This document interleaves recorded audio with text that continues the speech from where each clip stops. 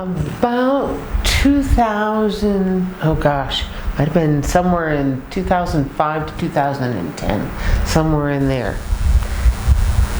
A girlfriend of mine wanted to do a traditional Lakota vision quest. And we were very good friends with a Lakota shaman at the time and a medicine man. And so she went to him and asked if he would help her do a proper vision quest. When you do that, you need a second person to be your helper. And so I was her helper. And so when you do a vision quest, you go to a remote place that is out of sight and out of hearing of others. You set up a sacred circle that's about, I suppose, 15 feet in diameter. You have a blanket and you have a sacred pipe that the world knows as a peace pipe and the Lakota call a chanupa. So my friend had her blanket and she had her chanupa, and she was placed in a sacred manner in her 15-foot circle. And when you do a vision quest, you stay in that circle for 4 days, 3 nights, no food, no water. Wow. Okay? Wow. You just stay there. And your whole purpose is to pray for a vision. That's why they call it a vision quest. To give you information about a specific thing that's going on in your life and assist you. So you're praying to Spirit to help guide you and staying in a place to do that. So the first night, my friend who had set up her sacred circle on a very high ridge in the forest overlooking the Missouri River. There was a little bit of a bluff area. And it was the highest point on this 30-acre property that we were on. And it took us ropes to pull ourselves up to the place with our packs on our backs of all the things that we needed to set up our sacred circle, because it was so steep going up. We had my friend up there, and the very first night she was praying with her chanupa. And at the time, she was wrapped in her blanket, but she was laying down, looking up at the stars. It was a very, very calm, warm, clear night.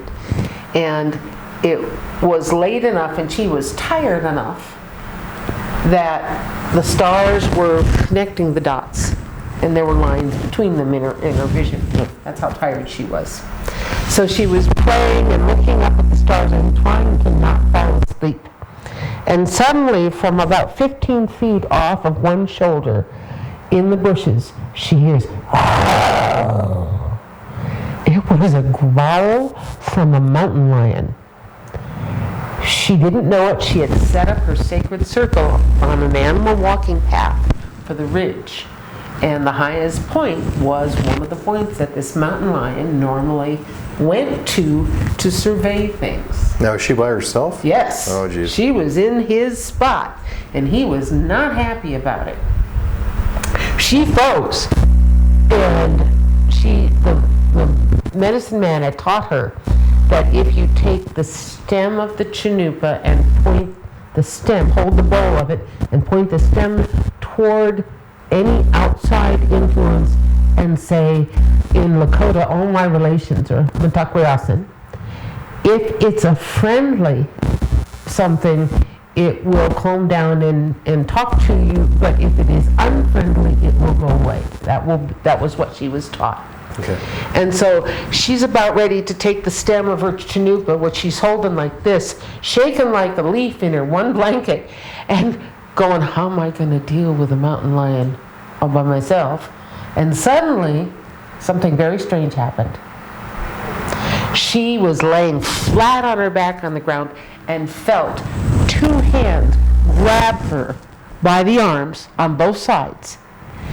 And suddenly, she was lifted up straight onto her feet. She still had her chanupa and her blanket around her like this. She was still shaking like this.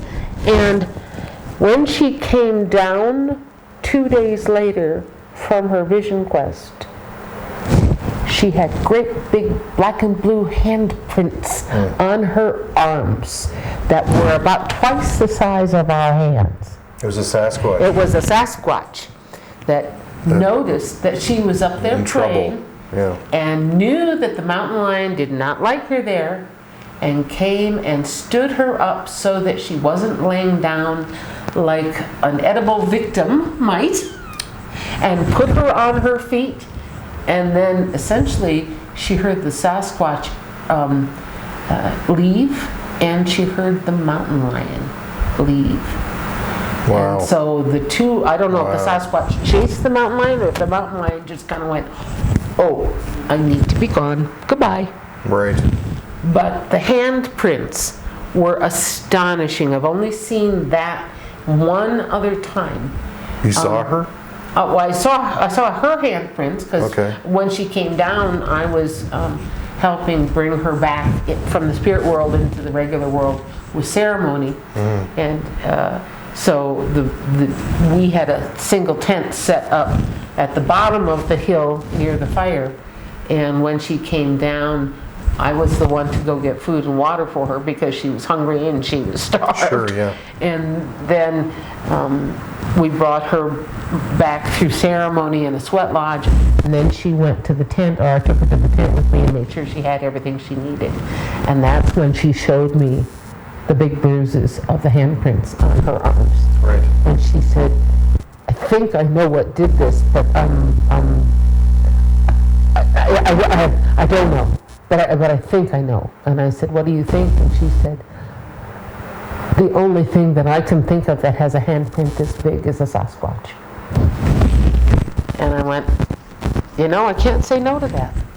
Here's the evidence right here. Mm-hmm. Yeah.